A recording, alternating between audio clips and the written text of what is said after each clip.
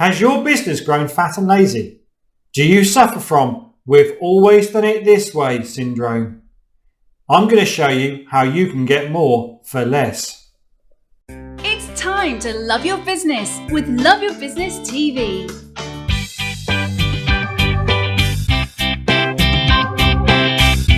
Here's your host, Adrian Peck. Welcome to Love Your Business TV. And like a lovely lady says, I am Adrian Peck.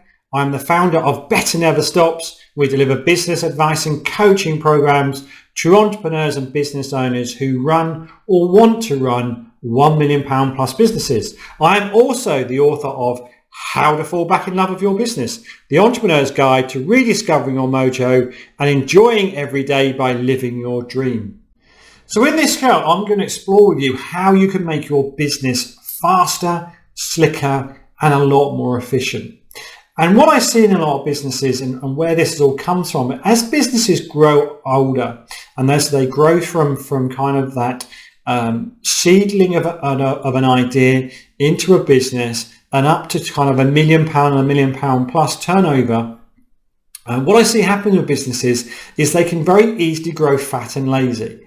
And because they don't really necessarily evolve their processes, they kind of get very much stuck in "this is how we've always done it" mode.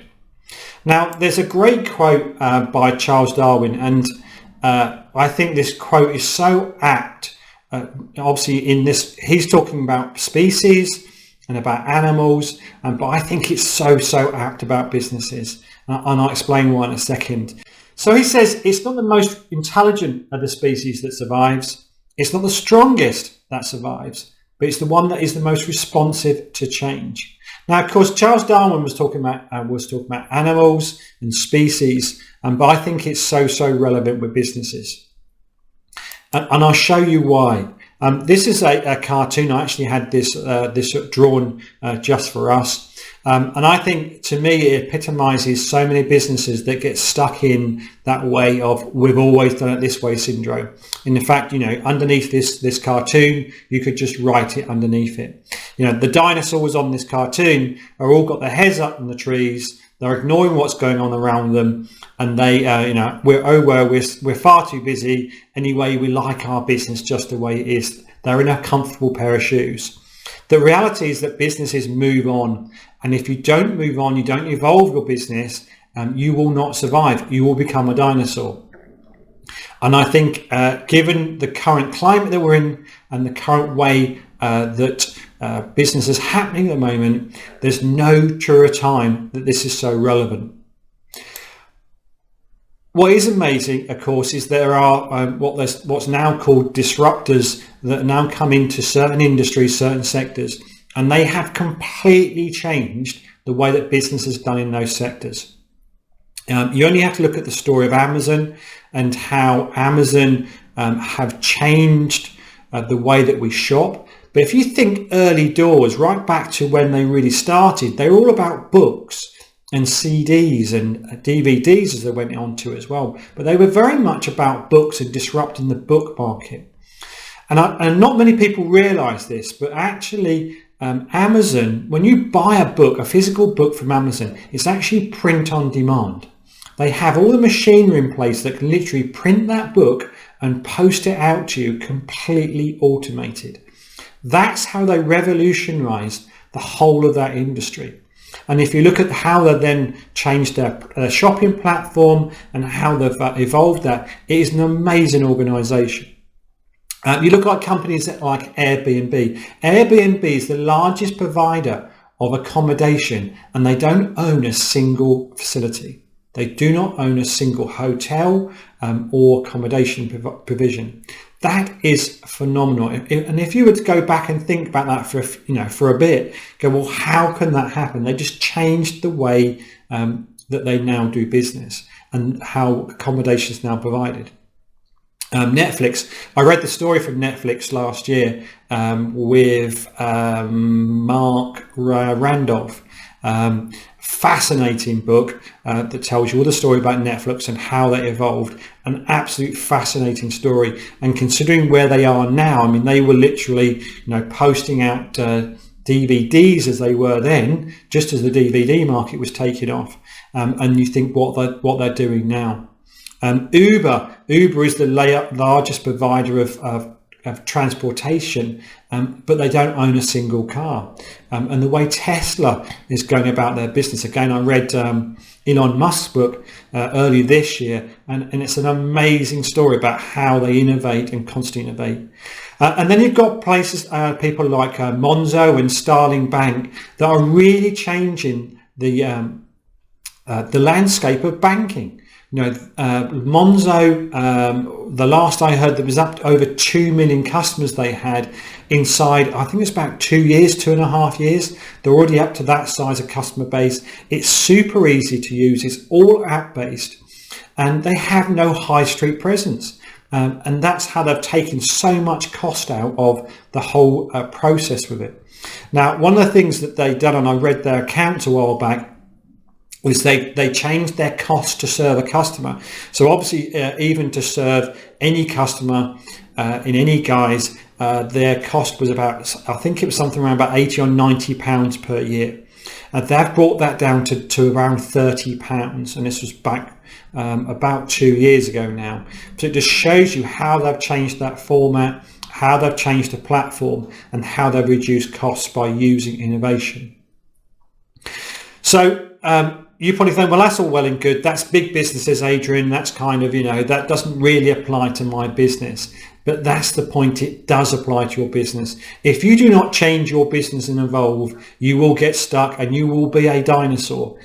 Make no bounds about it. It's either that or you will carry on having very poor performance and very poor profits out of your business because you're reluctant to change. You need to change. You need to evolve your business.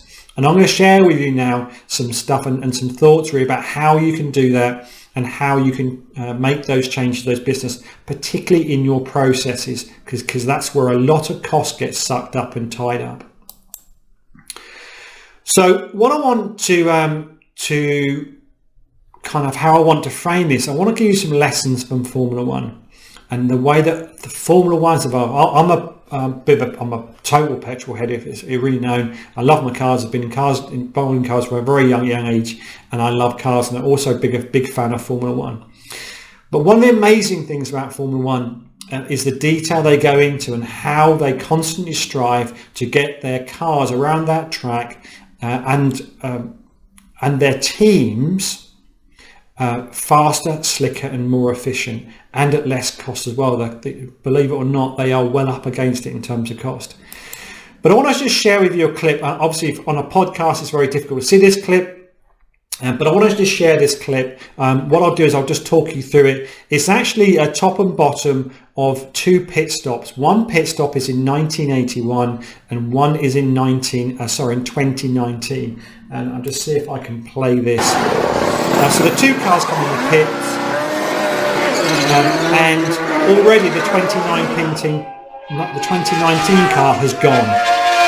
The 1981 car is still in the pits. Yes, it has a problem with the wheel, and it's now about to leave. It's now leaving.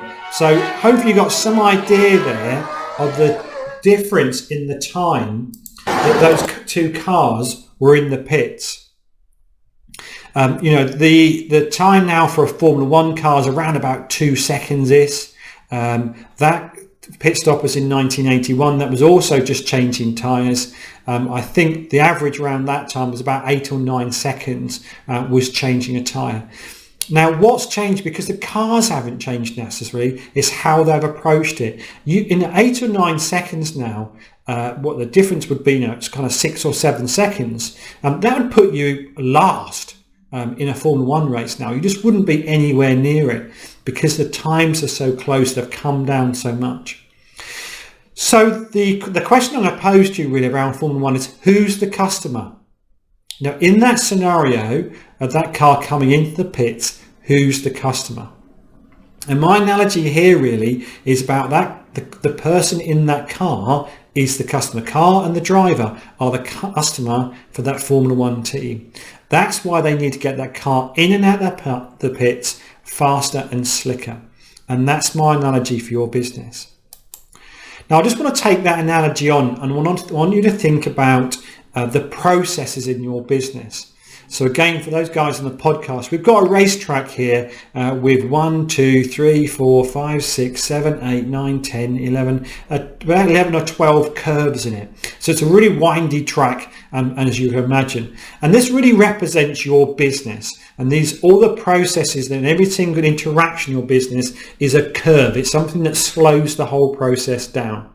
Now, sometimes you might meaningly put processes in to slow it down, but really you want your customer and your customer journey to be as fast and as slick and as efficient as possible.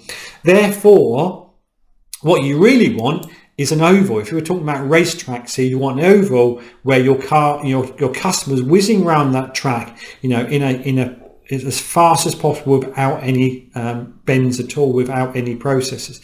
Now, clearly you can't have a Santa pod, you can't have a drag track, because that means your customers would go in and out of your business without interaction. The idea of each bend is a customer interaction. It's something that slows it down. It's something that takes speed out of the car. And it also costs you time and money, because you think about a Formula 1 car, every time it goes around a bend, it's costing it more time and more money, tyre wear, etc., etc. So you kind of get the analogy how it comes out. So the idea is I want you to start thinking about your businesses as that racetrack, and you're getting that formula. Your customer is the Formula 1 car, and you need to get them in and out of the pits and around that track as fast as humanly possible, slicker, more efficient. And that's kind of my urgency to you. So how do you do it? How are you going to get your car around that track faster and slicker? There's three, I'm going to share with you kind of 3 steps to doing it really. Step 1 is about reviewing your processes. Step 2 is looking at marginal gains. And then step 3 is better never stops. So let's look at in terms of that step 1 and looking at your business processes. Now, as I said to you at the start of this, what happens in businesses as they grow is they get fat and lazy. I've seen it time and time and time again. And very rarely will a business go, actually, let's stop a minute. Let's just go back to the whole process and let's look at our customer journey and look at what's happening. What they will do instead is they will go, we're getting busier and busier. We need more people. We need more people, Adrian, because we're so busy. And that's something I hear time and time and time again for businesses. And they're on this recruitment drive because they perceive the only way to combat and get their businesses to operate faster is to put more bodies behind it. Very, very rarely do they stop and actually re-look at those whole business processes and look how they can get it faster, slicker, and particularly putting automation in place as well. So what I'm going to share with you, and I'm going to share the form with you in the show notes for this, but what I've developed is a really simple window. So it's a 4-part window, and the window has 4 key squares to it. So the first top left is business critical. So if you imagine now you draw yourself a window, a 4 square window. In one of those squares, you're going to write business critical. In the next top square, you're going to write customer value. And then underneath that, you'll write no value. And then under business critical, you put not critical. So the idea is that you're going to go through each one of your steps and your processes in your business. And this works really well if you can kind of do it on a big flip chart, or you do it on a big wall, and you divide a wall up into your kind of 4 big squares. But anything that is you have to do as part of any process, you have to do as part of your business, it's critical to your business. You put that, a post-it note with that business step, or that process step, onto business critical. Okay, any process that you go through and any step that you take that is critical and adds value to the customer, you stick it on a post-it note and you stick it in the customer value square. Okay, and you go through all these types of things. You start putting business critical, business value. What you'll also come up against is you will start finding processes where you need to really, really question it, and you'll say, why do we do that step? Now, you will hear back those famous words that are, because we've always done it this way, or it's because this is what we do. We've always done it like this. That's how we do it. Sometimes you'll get back, actually, I don't know why we do this step. It's just something that John used to do, and therefore Peter now starts doing it, or whatever. You kind of get the point. And those steps you can start putting into that not critical, no value.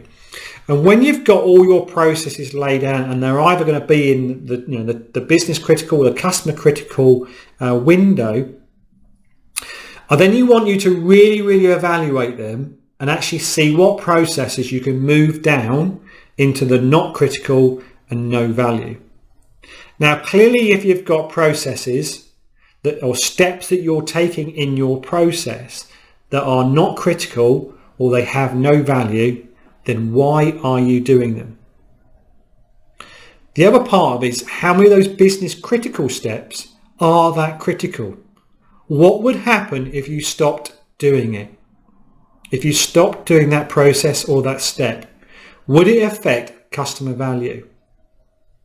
Now, clearly, you've got some stuff that it may be you have to do for compliance reason or ISO or quality processes that don't necessarily add value, but they are business critical because they are important to the business in terms of hanging on to a credibility piece.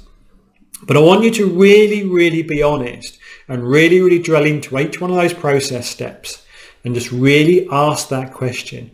What would happen if we stopped doing this step? What would happen if we stopped doing this process?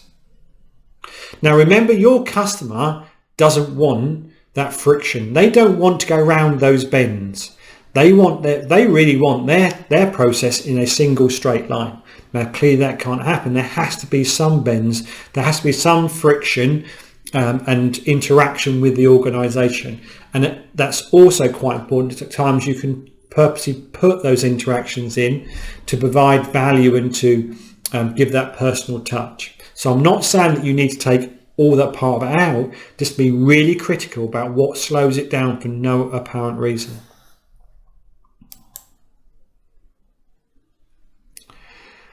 And then the second step to all this then is about marginal gains. I'm a huge fan of, if you've listened to any of these previous podcasts, you'll know I'm a huge fan of marginal gains and about that, having that habit in your business of constantly looking about the little things you can change. Now, the whole point about marginal gains is all the little changes add up. If you take the whole Formula One journey, there was a race last year.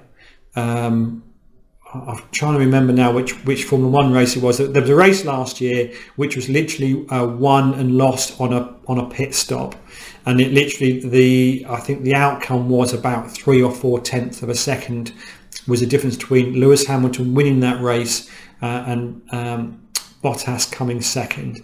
That's how fine those margins are. Now, that's why those margins then are so important in Formula One. And that's why, each one of those almost nanoseconds to us, why that's so important to them. But look at the same things in your business. It may not seem a big thing that you're going to take this process out and it's going to save 10 minutes. Woo, 10 minutes. But actually, when you save 10 minutes here and 10 minutes there and 10 minutes there and 10 minutes, all of a sudden now that's half an hour. Now, those 3 steps of saving out, that's now half an hour change for your business. And if you're trying to scale that business, that's quite a lot of time when you start putting 100 orders through it per day or per week. That's a lot of time changes. So think about and focus on those marginal gains. It's the little changes you can make that all add up. So the third step, the first step is to review the processes. The second step is to get all those little marginal gains and put them in place. The third step then is about better never stops. constant review process. You need those constant reviews in your business. I want you to create a culture. Imagine if everybody came to work every day that worked for your organization, and all they wanted to do was make their job better every single day, and they wanted a better experience for that customer. Imagine how powerful that would be for your organization. So think about how you can put that culture into your business. How can you get those whole thoughts in their business? How can we do this better? How can we do this better? The Chinese and Japanese and some of the car plants in the UK as well are absolutely brilliant at this. And they have it as a cultural part of their business, and they're constantly working at striving to improve efficiency and improve how they work and work slicker and better.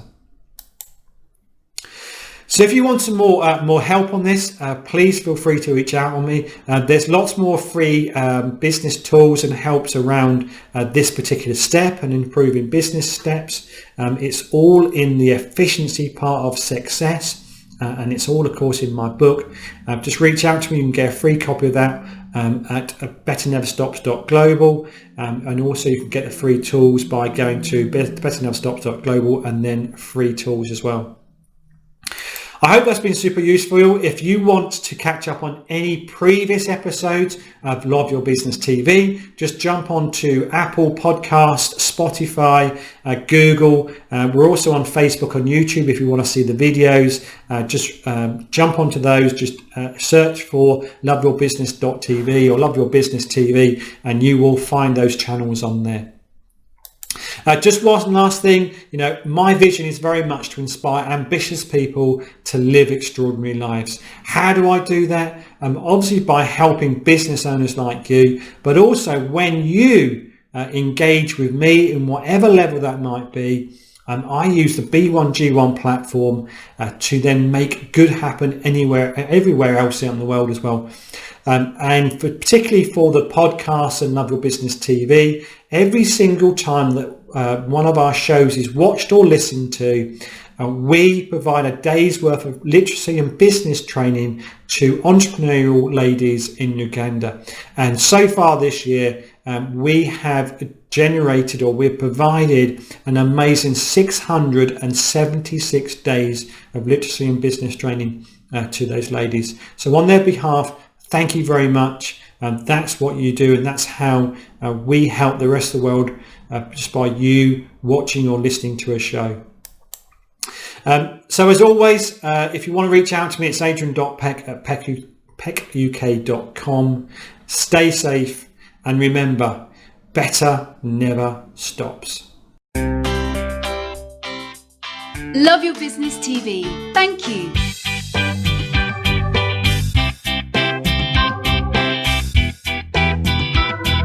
Join us next week, and don't forget to subscribe.